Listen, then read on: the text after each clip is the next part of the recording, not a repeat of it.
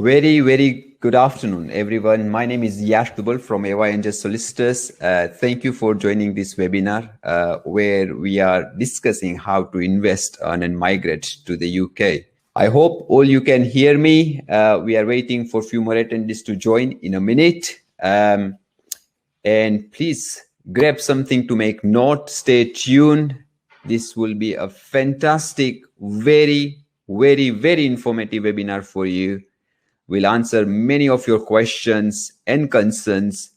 I'll be joined by a managing director of Christie Co., which is one of the largest business brokerage firm in the UK.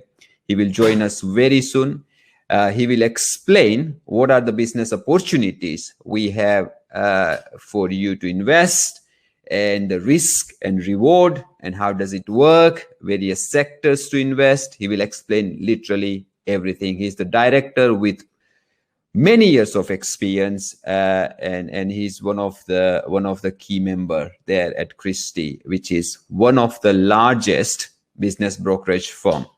And what I would do, I would help you to figure it out, the UK visa option, so that in long run, you guys can get permanent residency with your family and a British passport in long run. So that's kind of an agenda of this webinar. I hope you are all in sync with that. We'll start very soon. Let's wait for a few more attendees to join. Meanwhile, what I would request is to first find out if you can all hear me. Because, in this technological world, we don't know if the technology is working or not. So may I please request for you to just take a participation in this small poll we have. There is a poll, and I'll publish on your screen now. If you can hear me, just press yes. That'd be great. So I know you can hear me. So I'm not just speaking to myself. This is how we'll do it. This is a very interactive webinar. Very interactive webinar, and we try and prepare in a way where it helps you. It's just 1 hour of our investment, but it's probably if we have, let's say, 50 or 100 attendees, it's 100 hours of your investment. So this is how I see it. The way I see investment of your time is more valuable than my time. So let's make it value for you. So my request is, and if I may request and invite and encourage all of you to write your question or query you might have in top of your head right now on this webinar in the chat box.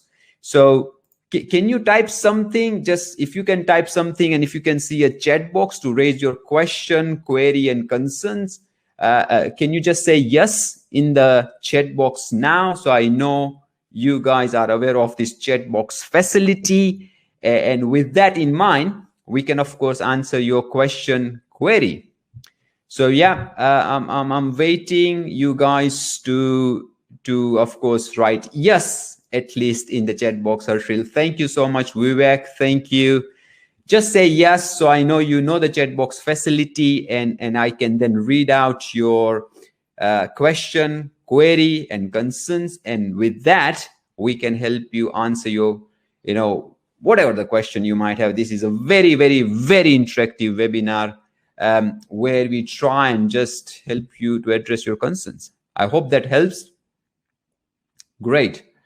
Yeah, so now you can chat and type your messages. How about you start putting your questions there now, right? So while we are delivering this webinar for you, we try and address those question, query, and concerns you have.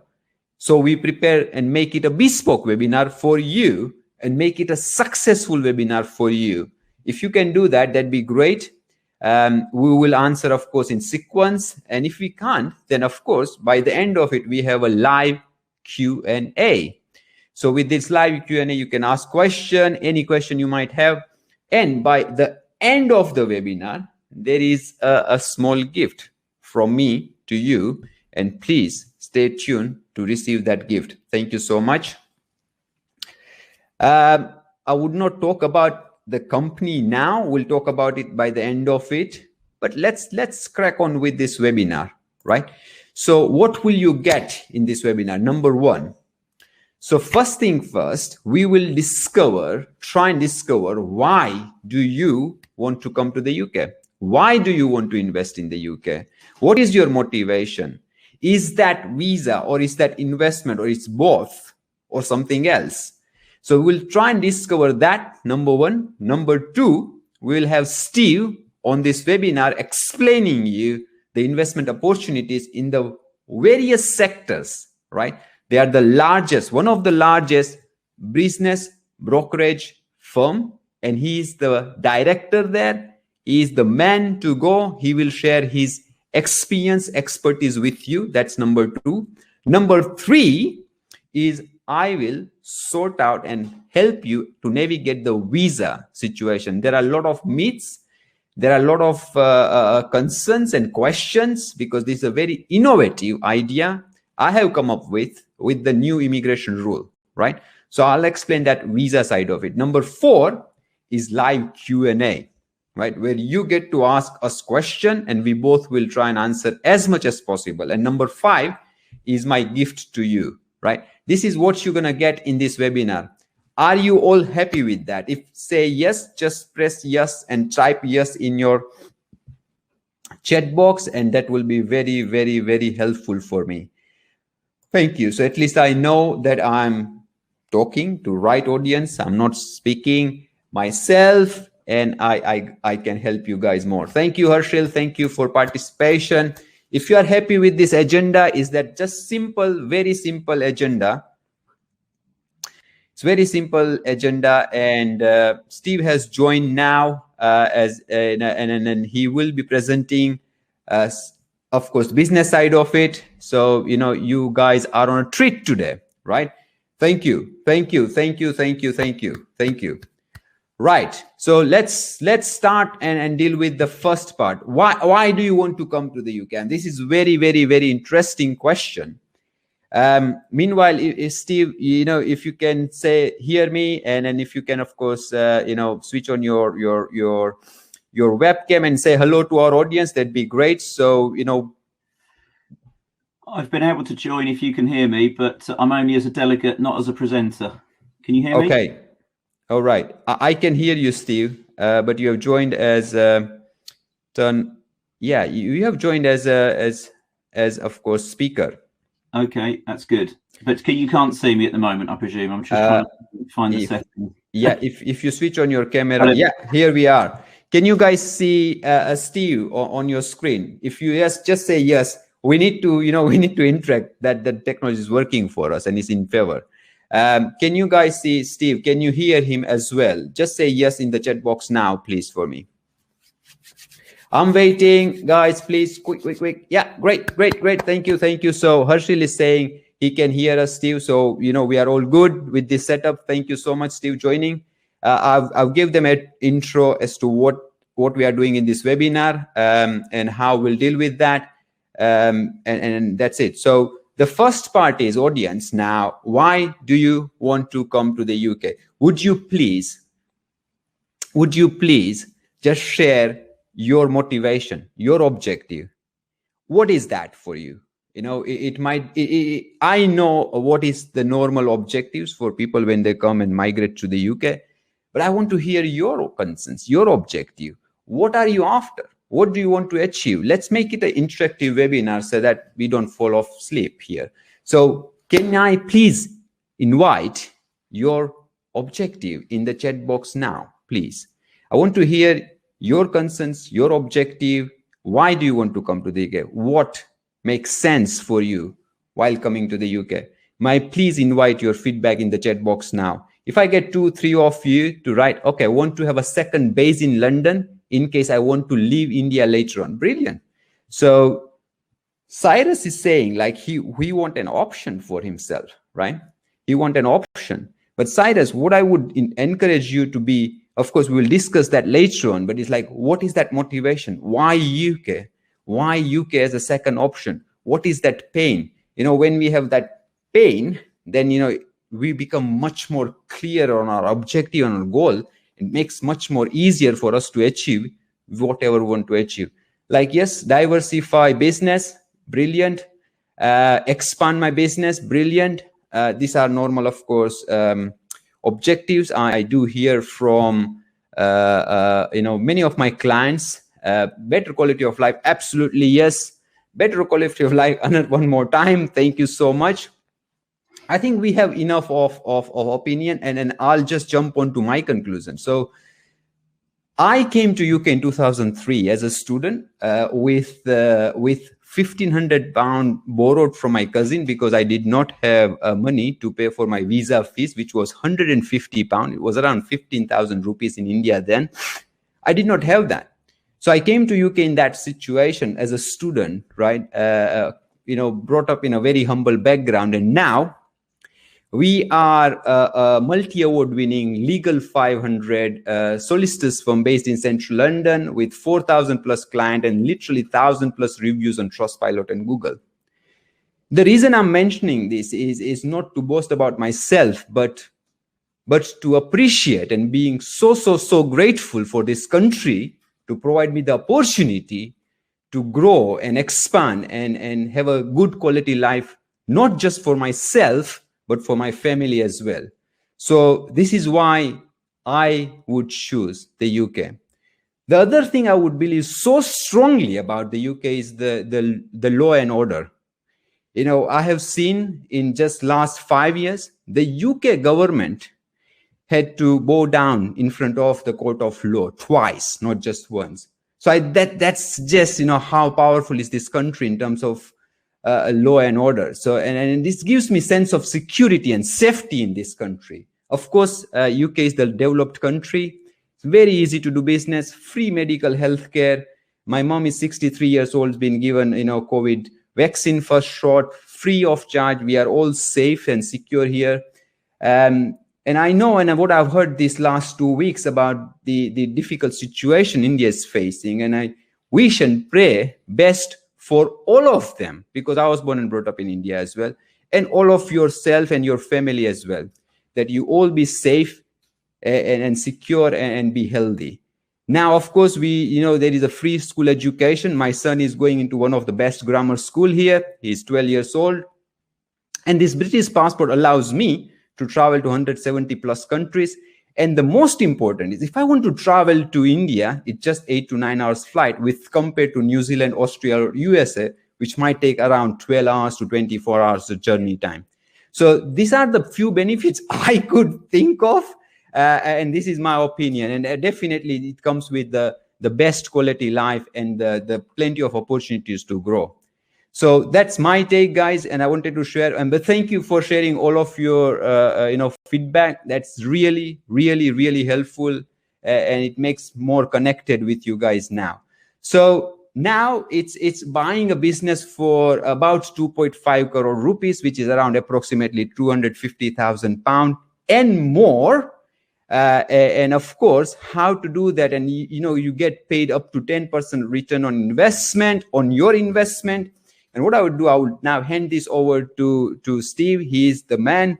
He will explain what are the opportunities, risk, reward, what to look out for, what are the next steps. And they are one of the largest business brokerage firm in the UK. And I'm so grateful, Steve, you joining us to provide guidance to our audience today. Thank you, Steve. I'll hand it over to you, and we'll start Steve's presentation now.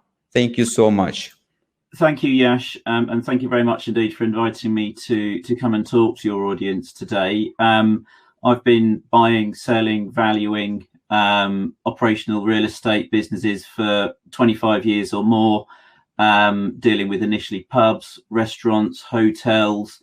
The last 10 years I've focused on retail. And I'm just going to touch on a number of things through the next 15 minutes or so. I'm going to introduce who Christie & Co are, so that you've got some assurances that you're dealing with a company that's got a long-standing reputation to uphold, and you're going to get a professional service if you deal with anything through Christie & Co. So I'll go on with who we are, what we do, and actually how we can help you. I'll then provide you with an overview of the UK retail market from our perspective, and why it's worth looking at investing in that particular sector at the moment. And then we'll talk about some decisions you'll need to make between whether you're going to seek a fixed income investment, in other words, a property investment where there's no operational participation, or whether you actually want to be involved in the operation of the business. And then really some practical stuff about what you'll need to provide to the agents that you will inevitably deal with, and the sort of next steps you might want to take. So if you can move on to the next slide, please, Yash. I'll provide you with a very high level overview of who we are and what we do. I'm hoping that these slides will be made available to you, so you don't need to sort of write lots and lots of notes. But effectively, we've been around for 85 years or more. We're publicly listed as a group, Christie Group, on the alternative investment market. And we have national coverage in the UK. And we also have a spattering of European offices, which mainly deal with the hotel and hospitality markets, but give us reach across Europe. In terms of numbers, we have around 250 specialist agents, valuers and consultants that only deal with a number of specialist sectors, which you can see down the centre of the screen there. And I'm the MD of retail, and I'm responsible for all retail business across the UK at Christie & Co. And I've got colleagues that sit alongside me in each of those other sectors. So if you've got an interest in hotels or an interest in medical services, then I can put you in touch with somebody that's at my level that can talk about things in the same way I'm talking about things. And in terms of the services we provide, very broadly, that's split between agency and brokerage, so buying, selling, letting. We then have a valuation team which provides bank valuations for secured lending purposes or any other purpose that requires a formal report on a business or an opportunity for sale. But we also have a consultancy team which is populated by accountants who can do due diligence. So if you're buying something and you want to have a look at the ins and outs of that business, we can bring in the consultants. And we have a very wide spread of clients. Just to give you an idea again of scale, we've probably advised since last April, and bearing in mind that in the UK, we were locked down from March, we've advised on over £1 billion worth of assets just in the retail team alone. We've visited over 1,300 businesses. We've brought about 300 to the market, and that creates around 1,500 viewings and 1,300 formal offers. So we've got scale, and we've got a lot of knowledge about how to deal with buying and selling of these kind of opportunities. And if you click on the next slide, Yash, I won't dwell on this, but just to give you a flavour of the quality of the client base and the people that we deal with, going left to right on that screen, there's some very well-known private equity funds, all of the major high street banks in the UK, some specialist property investment funds, debt funds. And in the retail sector, we deal with everybody from, small independent operators with one site all the way through to, you must have heard of EG Group, who are currently buying up the world. Started off with one petrol filling station in the north of England, and they've now got, thousands of properties all over the world. If you could move on to the next slide then, Yash. How can we help you? So Christie Group PLC is an umbrella company for a number of high quality business service industries. So you can tap into any of these companies, and obviously I'm Christie & Co, but we can put you in touch with Christie Finance, who are an independent mortgage brokerage, and they provide secured funding and unsecured funding for the purchase of a business. Christie Insurance, you need to have insurance in the UK for many different reasons. It could be property insurance, contents insurance, it could be key man insurance, it could be a car insurance, but they're an independent brokerage that will find that stuff for you and package things up. Pinders does a bit similar work to Christie & Co. They are predominantly valuers though, and also building consultants. And when you get into buying and selling property in the UK, you'll realise that quite often you'll need to have a survey done. You'll want to have a survey done to protect your investment, so that you know the condition of a property when you buy it. And as a seller, you might need to provide a valuation or a survey to show what the condition of a property is when you sell it. Venners provide stock taking services on the licensed property market, and then Orridge do it on a much bigger scale. Orridge actually do all of the stock taking for the Co-op Group in the UK, which is the largest operator of convenience and grocery stores in the UK, bigger than Tesco's and Sainsbury's in terms of site numbers. And Venice is a ticketing company, which is probably a little bit less relevant. But that little wheel at the bottom right hand side there just shows you that we can help you through the life cycle of your ownership. So we are there from the outset to help you acquire. We're there if you're running that business or owning that business and you want to develop it in one way, shape or form. We've then got services that can help you through the operation or the ownership of that business. And then when it comes to sale, obviously that's an easy one. We're probably one of the market leaders for buying and selling properties across the UK. So there's many different aspects to our global business, but you come to Christie & Co initially, and we will then be able to point you in the right direction if those services are what you need. So next slide, please, Yash. Retail for Christie & Co is very much focused on the grocery market, and in particular the convenience sector. Now, that might seem very narrow, but when you consider that the UK convenience sector actually accounts for a fifth of the entire grocery market in the UK, that's a significant business to be involved in. There are getting on for 50,000 convenience stores across the UK. I won't go into the segmentation of that, but it's actually 72% controlled in terms of ownership by independent retailers. And you know, the sector's worth £44.7 billion in sales. So there's massive opportunity, and we already have a significant Asian ownership profile across the whole of the industry. I think the ACS local shop report, which is pictured on the right hand side, that, and I would encourage you to go and read through the statistics in that, because there's too much in there for me to present today. I think there's already around 50% ownership within the Asian fraternity, and we've lived through a very, very hard 18 months. But convenience retail is needs driven, and the government in the UK allocated it as an essential service, which was fantastic for convenience operators. And actually most retailers have had a record year because they've been trading possibly up to 50% up year on year, because actually there was no choice for consumers. They had to shop locally, they had to get familiar with their local shop, and because of the spread of convenience stores across the UK, they did very well indeed. And of course there are lots of losers in COVID and because of the trading conditions, but you know, convenience retail was definitely one of those winners. So trade has been significantly up on pandemic levels. And when you look at what's happened in the UK high street, so the clothes shops, the jewelry shops, the shoe shops and so on, they were already facing a lot of headwinds. So the internet has been a massive impact on the high street, consumer behaviour moving towards retail parks. But actually in the lockdown situation, you couldn't go to any of those shops. And actually, would you want to be the landlord of one of those high street retail units at the minute? I don't know. So there's been a rise in interest in alternative investments, and in particular in the convenience sector. So if you look at the pure fixed income investment market, so in other words, buying a property that's occupied by Tesco's or Sainsbury's or one of the big grocers, there's been a rush for that kind of investment over the last year, because actually, you know, where the risks are in the high street is that the operational business that's occupying your property may well fail in the not too distant future. And from that perspective, you know, it's very careful you need to be very careful to make sure you're buying a quality property in a quality location. So we've got good trading fundamentals in the convenience sector. The economy at the minute, we've got a very low interest rate environment, and there's capital available to invest. There is some congestion in the lending market because of dealing with existing banks, dealing with existing customers and their COVID problems, but there is funding available. And actually for convenience retail, there's pretty low barriers to entry. It's a very well trodden path. Buying the local corner shop was, you know, absolutely the thing to do in the 60s and the 70s as immigration rushed through the UK. You know, there's the classic corner shop situation.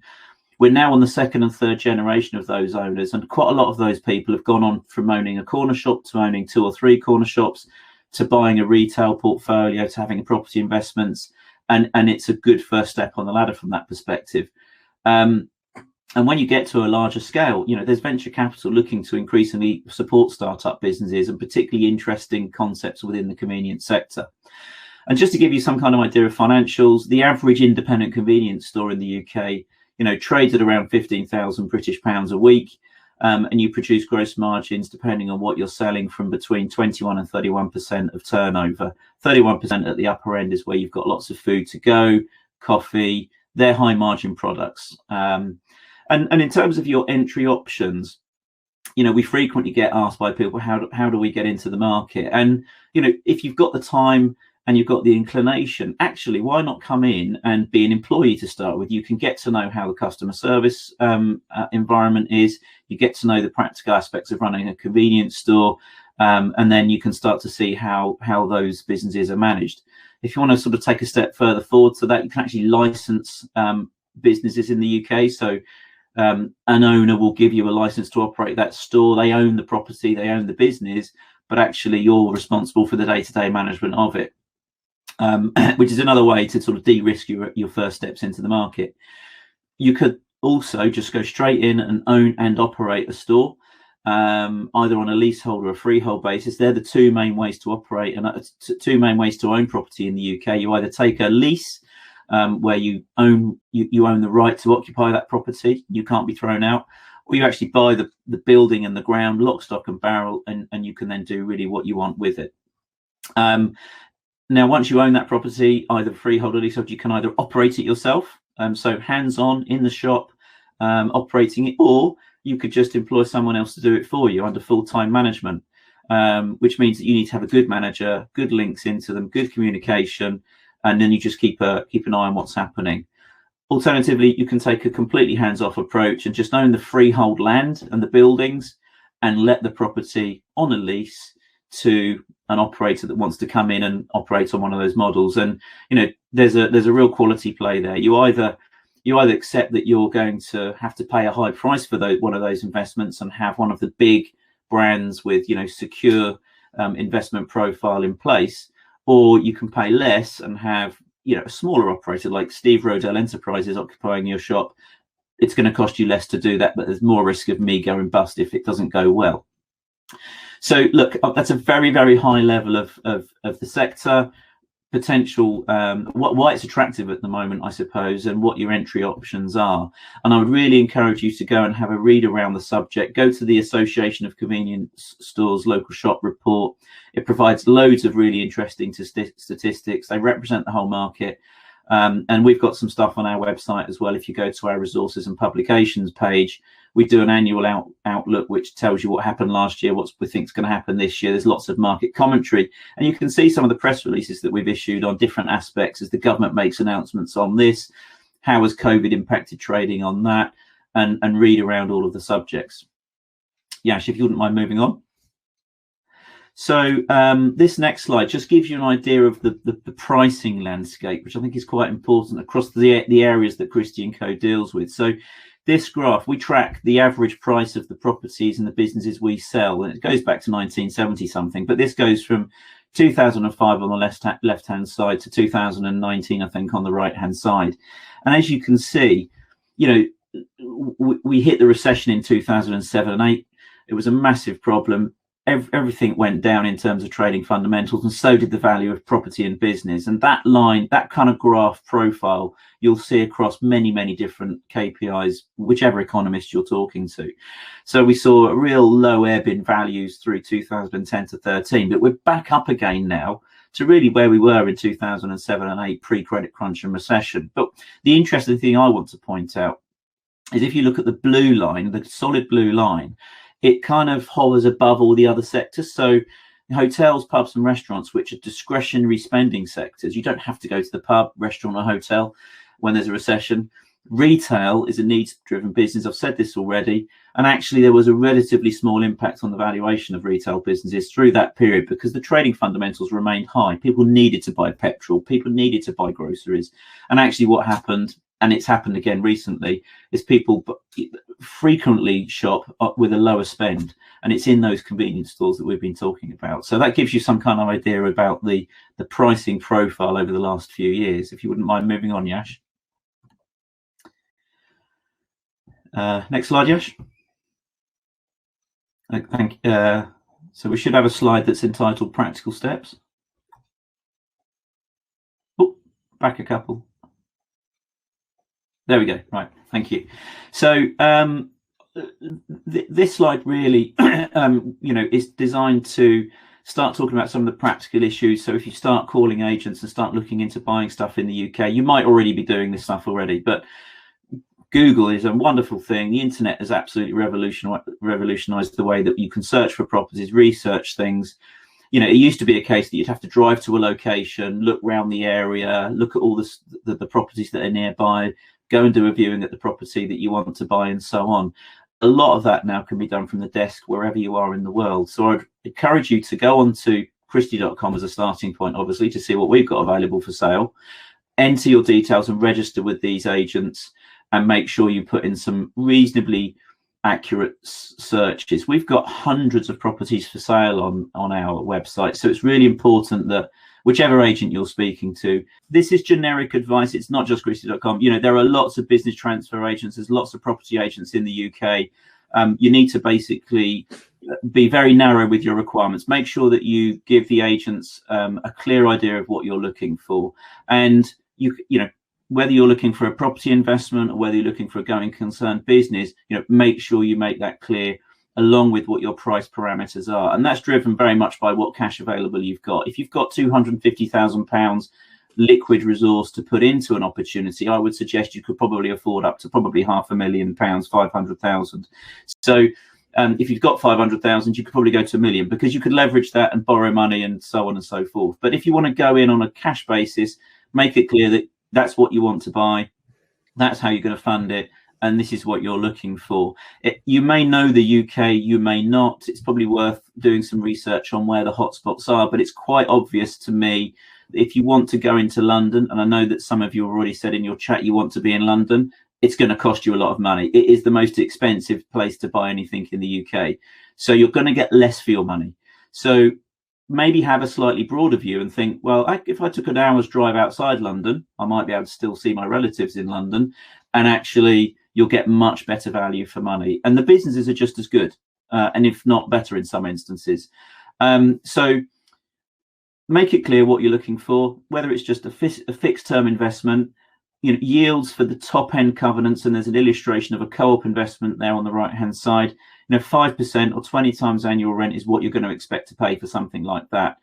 Look for long lease structures, because that will give you more security for a longer period of time. And the advantage of buying an investment in this way is you've got triple net income. The tenant is paying all the outgoings. You simply collect the rent. It's a very easy way to do it, but it's expensive. But there's plenty of liquidity. There's lots of opportunities that are coming up. People are buying and selling this stuff all the time. So just make sure you're registered with those agents, so you're notified with those opportunities. Alternatively, if you want to take more risk, or you will get your hands involved in running that business, you're going to get more for your money. Yes, the risks are a bit higher because there's operational risk, but it does mean that you can afford to buy a better business, or a business that generates probably more cash. You've just got to earn that cash, and you can buy something on a leasehold basis for as little as 2, maybe 3 times annual profits. So you're going to get your money back within a couple of 3 years if you run that business well and it produces the profits that it has been to date. Those businesses can be fully managed. You're going to need to buy a business that's probably a little bit more expensive, where you've got a full management team in place. But if you can find something like that, it means you don't have to have your hands on the operation. You can take a light touch to overseeing the operation of the business. And there is a very liquid market for those going concerns. We sell hundreds a year, and that's what we do. Business transfer agents, it's a very well-trodden path. How much you want to invest, I've touched on already, hopefully. So if you've got 250,000, you could probably go to 500. If you've got 500,000, you can probably go to $1 million. So have a chat with a finance broker, see what you can afford in the UK. That will dictate really what your budget is going to be. And I've mentioned London is very expensive, but also look at all the sectors. At the minute, because the high street retail investments are very risky, a lot of money is moving towards warehousing and logistics because everyone's buying stuff on the internet. But actually, the alternative sectors that Christie & Co focuses on, such as hotels, care homes, doctor surgeries, dentists, pharmacies, childcare, they're not obvious things, but they're very, very stable businesses, including my bit of retail, which is convenience. So have a look around and see what's out there, and don't necessarily go for the obvious next investment in a high street. Look at something that might be a bit alternative, and you might get a better return on your money invested. So next slide, please, Yash. So last slide for me. I've probably talked for long enough. This gives you a very good idea of the pricing landscape. So on the left-hand side of the slide there, you've got the investment yields which are being achieved for primary and secondary investments. Primary investments for us are things like, you know, top-end supermarkets and very well recognised brands such as BP or Shell, that kind of thing. And you're going to be paying sub 5% yields for those kind of investments. If you then sort of look at the secondary market, so still, you know, multiple operators with regionally recognisable brands, let's say, for example, the yield starts to move out to 6%, maybe out to 9%. In some of the less popular parts of the country, and you can get really good value for money out in the regions in the UK. That's the fixed income investment profile, and you know, that translates to something around, you know, 5% is obviously 20 times the rent that's paid, and you know, six or seven times is 18 or 17 or 18 times. If you look at the right hand side of the slide, there's the pricing scenario for going concern businesses, and you know, very, very broadly, if you're buying a convenience store in the UK, there's a bit of a rough rule of thumb, which is a multiple of weekly sales. I mentioned earlier on that the average independent convenience store trades at around £15,000 a week. So a broad rule of thumb is if you're looking at a business that is 10 times £15,000 a week, it's going to cost you £150,000 to buy. I would argue that's a very good owner-operator business where you're in the business and running it, and you're going to make a reasonable profit out of that. If you want to have a fully managed operation, you're going to be needing to spend £250,000-300,000 on a leasehold convenience store that might be doing £20,000-30,000 a week and upwards. The threshold for the major corporates to get into the convenience sector, just to give you an idea, is probably £40,000 or £50,000 a week. So you know, there is a good market to play in for the independent operator before you start hitting where some of these top grocers are trading at. So I've given you a lot of information. I've probably talked a bit too quickly. There's probably lots of notes that you've made, and I would be more than happy to either receive messages or emails, whatever you want to do, or answer a question at the end of the session if you want me to. But I hope that's been useful. Go to christie.com. There's my contact details if anybody wants to contact us. Very much appreciate the opportunity, Yash, to talk through some of the stuff we deal with. Back to you. Pleasure. Thank you so much. I will now deal with the visa side of it. So thank you, Steve, for very, very informative slides. Though it's in 15-20 minutes, I think you provide a wealth of information. Very thought-provoking question for our audience. Of course, they might reach out to you, or guys, you can reach out to us and we'll connect with Steve and his team. Of course, Steve is a very busy director of Christie & Co, but he's very kind enough and generous to come on this webinar to give you the information you need today. Thank you so much. So now back to my slide, which we haven't completed. Now your question is, thank you so much about this, investment side of it. But what about my visa, right? How would I get my visa done? So what you might have heard till now is you need to invest £2 million as an investor before you can sort out your visa, right? So how do you get a British residence permit on your own UK business? And this is what you want to know. Right, so this is a very innovative solution. And this, I have prepared something based on my huge experience dealing with UK immigration for last 10 years. I'm specialized in helping companies getting their sponsor license to bring their foreign skilled staff in the UK. This is what I have been doing for last 10 years. And what has happened in January or December 2020 post-Brexit immigration rule, Home Office has removed the threshold of high earner salary threshold for the owners and majority shareholder. So the idea is very simple, right? And if you want to make note of it, it's not complex, it's not rocket science, it's very, very, very simple idea. If you were to buy your own business, for you to run that business, we'll get a sponsor license for that business, and then we'll help you to get your work permit on your own business. So effectively, what you are doing is you are self-sponsoring your own work permit. Simple as that. Then you might say, oh, that's interesting. So I can get UK residence permit for just about £250,000 or £500,000. Yes, absolutely. Yes. You don't need to invest £2 million to get investor visa. You can get a skilled worker visa, self-sponsored visa on your own business, right? Now, nitty-gritty of it, we will look after. Of course, it's immigration rules, and we are lawyers, and this is what we do, and we are specialized in that. And there are almost 1,000+ reviews on Trustpilot and Google. Or visit my YouTube channel to see how I help and guide others on this subject. So I'm confident. It's not just to lure in the business. It's more about providing this assurance and confidence that we know what we can deliver for you. So this is how it works. So you don't need to invest 2 million. With 250,000, 500,000, you buy your own business, and will help you to get your work permit on your own business. This is how you get a British residence permit. You can bring your family, that includes your spouse and children under 18 years old. And this is what you can bring over as dependent with you when you come to the UK. Initially, you will get 5 years straight UK work permit, now called as a skilled worker visa, to manage and run your own business. And then after 5 years, you get permanent residency with yourself and your family. After 6 years, so total 6 years, so 1 more year after your permanent residency, you would be eligible for applying for British passport, British citizenship. So that's how it works. You might have further question on it. I will be more than happy to answer those questions for you by the end of this webinar.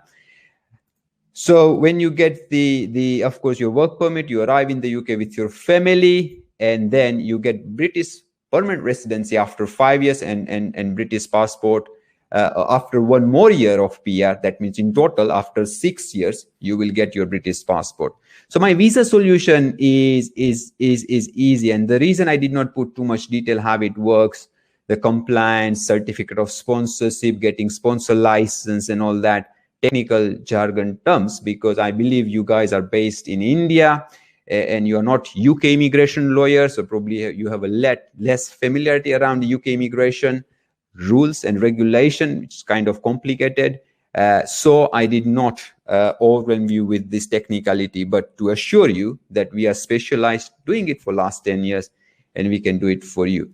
My personal expertise is around compliance. You might be surprised, say, oh, how can I sponsor myself? It's simple as that. The reason I would put forward to the Home Office, look, this gentleman or they own this business, and they need to come to the UK to run and manage their business. Simple as that. I'm confident we can run through this idea and make it possible, and we will make it possible. Even through litigation with the Home Office, we are able to do that. So that's my confidence based on my last 10 years experience. What has changed? I think so. This might be a question for you. So why was it not possible before? And let me explain why was it not possible before on this idea. Prior December 2020, if you were to be more than 10% shareholder in your company, to get yourself sponsored, you were required to be paid 160,000 per annum salary. And that attracts around half of the tax, which is around 80,000 or 70,000 per annum tax. Now, if you equate to 5 years cost, it's around 350,000 pound or little more than that. So it was not commercially viable idea for someone investing 250,000, 500,000 pound in the UK business and paying in taxes around 350,000 or 400,000 pound in 5 years' time. So it was called high earner salary threshold. So prior December 2020, there was a requirement for you to pay yourself at least 160,000 pound per annum salary, which now have been abolished. And for that reason, I came up with the proposal I'm putting forward. So we now develop this strategic partnership with Christie & Co. Of course, they will look after the business investment side of it. We look after the visa side of it for you. And together, we make this dream possible for you, where you invest, you earn, and you also get a British passport. So that's my side of it. But now I'll open questions to the audience. Feel free to drop your question in the chat box now, and we'll start answering your question for next 5 minutes, and then I'll show you something interesting. And the last part is, of course, the gift I mentioned in the beginning of my webinar. So guys, may I please invite your questions, and then we'll start advising you how to make this happen for you. So Steve and I are ready to answer any questions you have for next 5 to 10 minutes. And of course, you might have thousands of questions. And if we cannot do that, we will, of course, set up a separate call. So of course, in skill visa, so the first question I can see from Hitesh, in skill visa, for how many days do we need to stay in the UK? Very, very, very good question. And this is a very common question for investors coming from overseas. So you need to stay in the UK at least 180 days in a year time. 180 days in 1 year time, any 1 year time. So it's half of the time here, half of the time overseas. Be fine if you want a permanent residency in the UK. If you do not want permanent residency, it's fine. But if you want permanent residency, you must spend minimum half of the time here, half of the time outside. It's fine. So it's 180 days per year. That's the answer to your question, Hitesh. The next question is from Amar. Since it's a work permit, how long are we required to stay in the UK in a year? I think so I answered that question, Hitesh. Okay, Sohel said, wonderful, let me know where and how I have to register. Of course, what we'll do, Sohel, post-webinar, we'll send you an email out. And as I said, there is a small gift by the end of webinar. So just stay with us for next 5 more minutes and we'll help you with that as well, Sohel. Sohel also messaged to Steve that he will register with the Christie & Co. and so please forward and I can send you details. So of course, Steve, Sohel is a potential investor and he want to get in touch with you. He might get in touch with you separately. Abha, how much minimum investment required for investing in operational business? I think this is very subjective question, Abha. There is no precise answer. But based on my research, I believe, and again, this is my opinion, I might be wrong, £250,000 onwards makes kind of a sensible investment, even to make something for yourself and for someone who is managing your business. What I have done, which I haven't mentioned in this entire webinar, is when you come from overseas, you are not very familiar with the culture and the tradition and how the business works. So there are, of course, management companies. They can take over your business and manage your business on your behalf and also pay you a fixed earnings. Of course, that need to be negotiated with those companies, but that's possible. I'm sure Steve is aware about that sort of arrangement, and he can, of course, put you in touch with those people, or else I can put you in touch with the source people who can manage the business on your behalf, give you some sort of fixed earnings negotiated between you and that management company. And this is, if it's £250,000 onwards, then it makes sense, commercial sense, for you to invest, for that management company to take over and make something for themselves. So it becomes kind of a win-win solution. So this is why we suggested ABBA £250,000 investment onwards. I hope that makes sense. Now Hitesh is asking question: if I buy a shop and lease it someone, still I eligible to sponsor myself? As technical question, Hitesh, we will have this discussion in a separate call, but just to give you understanding that you buy your own business, but as a director and owner of the business, you need to be here to manage your business or run the business. If you are not running the business, but to manage it, you are coming to the UK as a skilled worker, self-sponsoring yourself, Hitesh. So there has to be an element of your involvement with the business. You can't say, I've just given up this business to a third party and I'm doing literally nothing. If you're doing nothing in the business, then you are not required to be here, right? So that's the answer to your question, Hitesh, but we can discuss it in more detail. The Herschel's question: are foreign owners of a business also eligible for mortgage or loan in the UK? I think so. That's a question for you, Steve. Are foreign owners of a business also eligible for a mortgage or loan in the UK, Steve? I think that very much depends on the lending institution's lending criteria. And I'm not certain, most banks require somebody to have residency. So I think you need to be here. Good. So I think so residency means the work permit as well, but of course we need to dig in a little bit more about lending criteria. But initially, when I prepared this proposal in my head and started drawing this project, I was considering the investor will buy the 100% of equity or probably ownership of the business. So you keep the business to yourself 100%, But of course, if there are any lending options available, we need to speak with a specialist lending provider. And of course, Steve can put you in touch with those, or we can probably, do some checks and inquiries for you and then put this information forward. This is a very, very good question. Thank you, Steve. The Cyrus is asking question, do we have to be physically present in the UK to get the visa and citizenship? Yeah, so to get the visa, you can apply for visa from overseas, Cyrus. But once you are in the UK, after spending 5 years in total and minimum 180 days every year, you will qualify for permanent residency.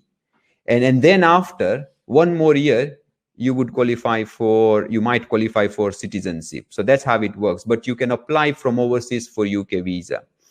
The next one is, can we manage the business from India?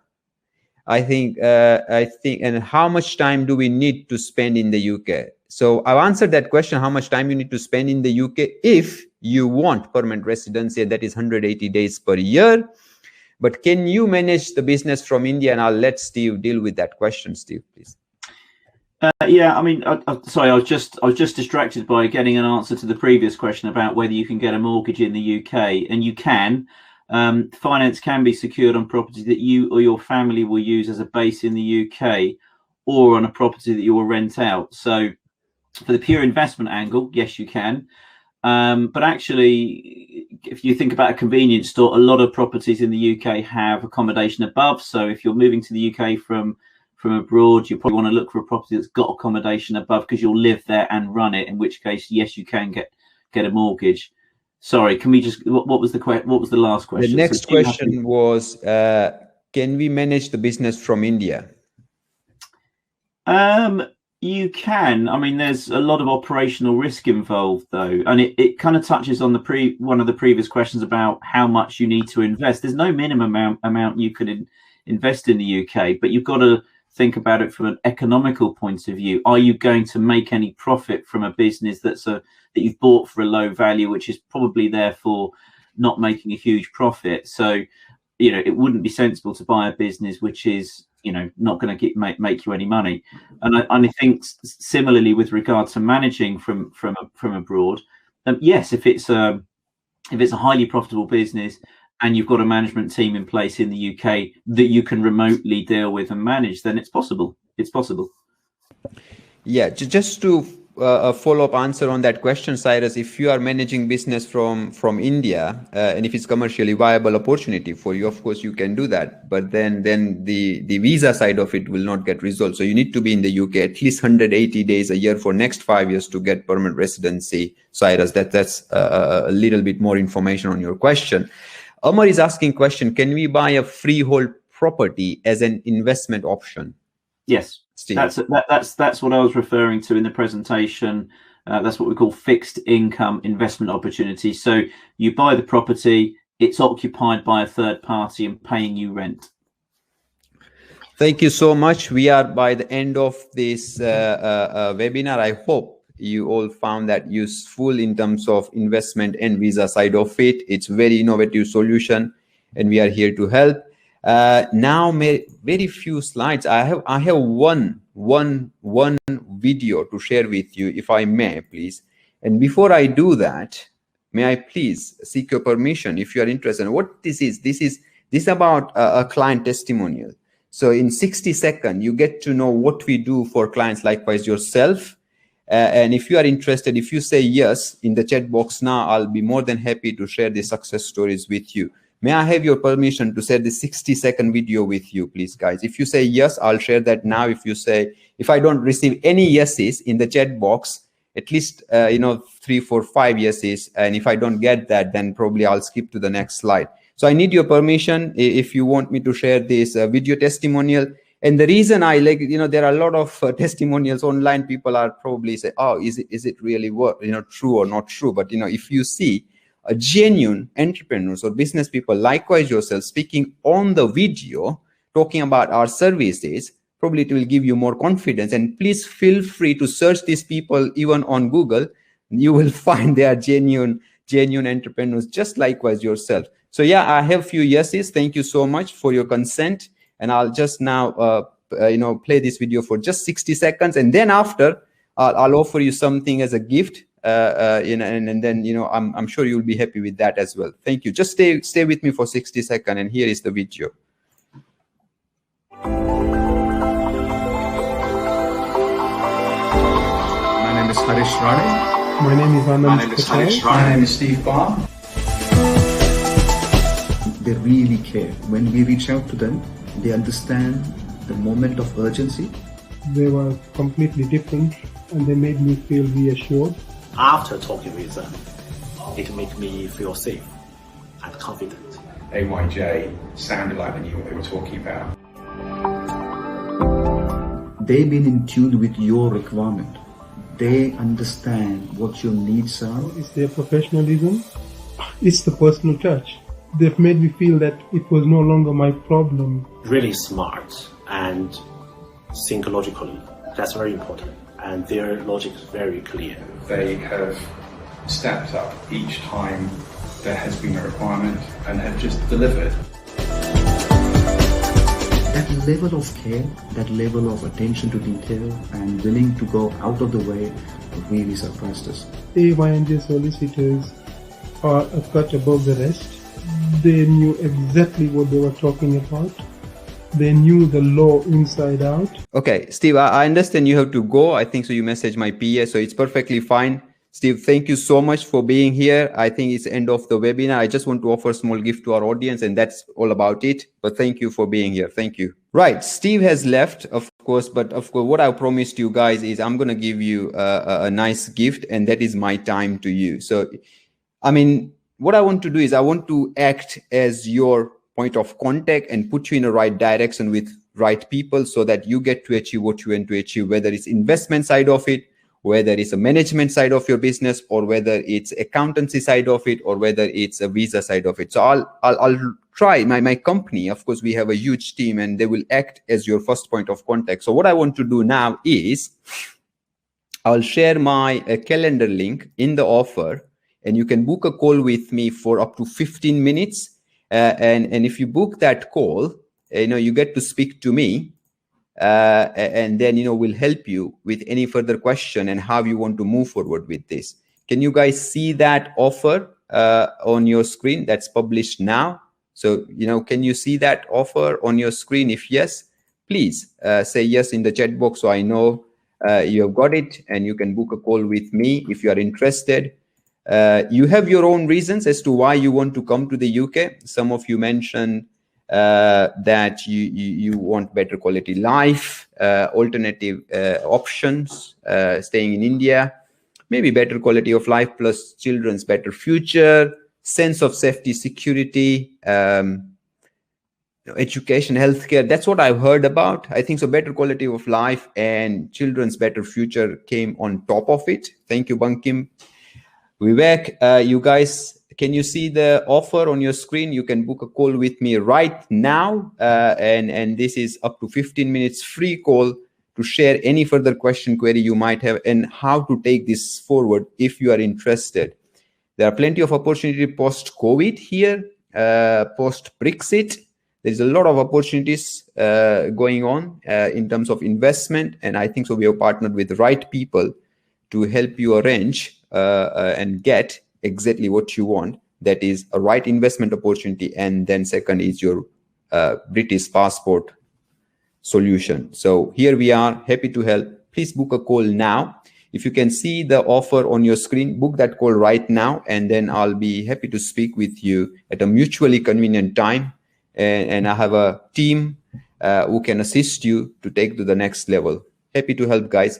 Thank you so much for joining this webinar. Just in case if you don't find the offer on your screen, I'll put the link in the chat box now so that you can book that call using this. I'll just publish that.